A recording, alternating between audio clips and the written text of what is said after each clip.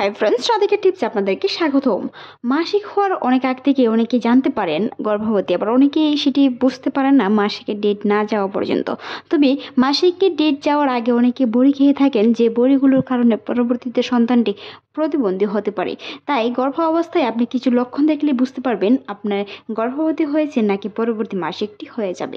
আজকের ভিডিওতে আলোচনা করবে এরকম গুরুত্বপূর্ণ বিষয়। আশা করছি ভিডিওটি মনোযোগ সহকারে দেখবেন। 30 দিনের মাসিক একটি সাইকেল থাকে। 30 দিন যখন পর একজন নারী মাসিক হয়, তখন মাসিক হওয়া মানে সন্তান নেওয়ার প্রস্তুতি নিচ্ছে।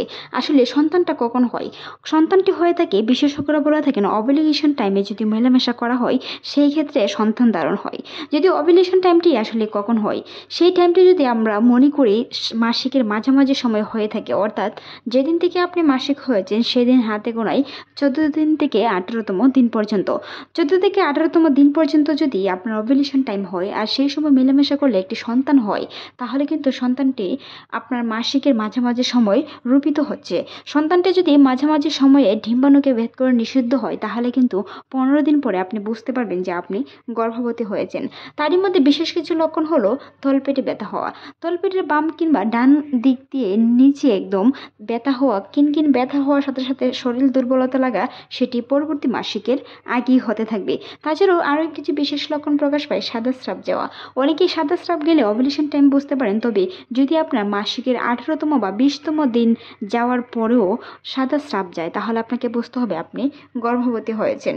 কারণ মাঝামাঝি সময়টাতে যদি সাদা স্রাব যায়, সেই সময় কিন্তু আপনার ওভুলেশন টাইমটি হয়েছে ধরা হয়ে থাকে।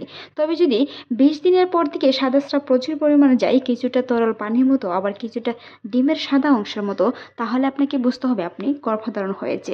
তাহলে যদি আপনি গর্ভনিরোধ বড়ি খেয়ে থাকেন কিংবা বিভিন্ন ধরনের ফেজের কারণে আপনার সমস্যাটি পরিপূর্ণতা না পায়, তাহলে কিন্তু আপনি গর্ভবতী হয়েছেন, সেই বিষয়টি খেয়াল রাখতে হবে।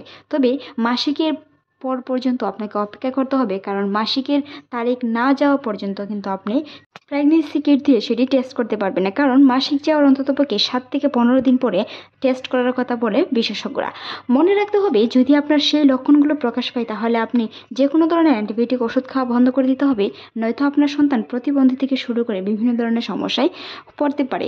সেই বিষয়গুলো মাথায় রাখতে হবে। এমনকি যদি আপনার ওভুলেশন টাইম হয় বা পরবর্তী মাসিকটি হয়, তাহলে শরীরে এরকম কোনো সমস্যা হবে না। তবে মাসিক ডেটের 2 থেকে 5 দিন আগে কোমরে ব্যথা হতে পারে বা শরীরের বিভিন্ন জায়গায় হালকা পরিমাণে ব্যথা হতে পারে, বিশেষ করে কোমরে কিংবা তলপেটে ব্যথা হতে পারে মাসিকের আগ সময়টাতে। তবে যদি আপনার গর্ভধারণ হয়ে থাকে, তাহলে যে কোনো তলপেটের একটি কোণায় ব্যথা করবে। মনে রাখতে হবে, সাদা স্রাব যাওয়ার সাথে সাথে যদি আপনার ব্যথা হয় কিংবা খাবারের প্রতি বিভিন্ন অরুচি, মাথা ঘোরানো বা ক্লান্তিতে অনুভব হয়, তাহলে আপনাকে বুঝতে হবে গর্ভধারণটি হয়েছে। আজকের এই ভিডিওটি পর্যন্ত। ভালো লাগলে সাবস্ক্রাইব করবেন, সেই সাথে আপনার মূল্যবান মতামত জানাতে ভুলবেন না। ভালো থাকুন, সুস্থ থাকুন, রাধিকা টিপসের সাথেই থাকুন। ধন্যবাদ।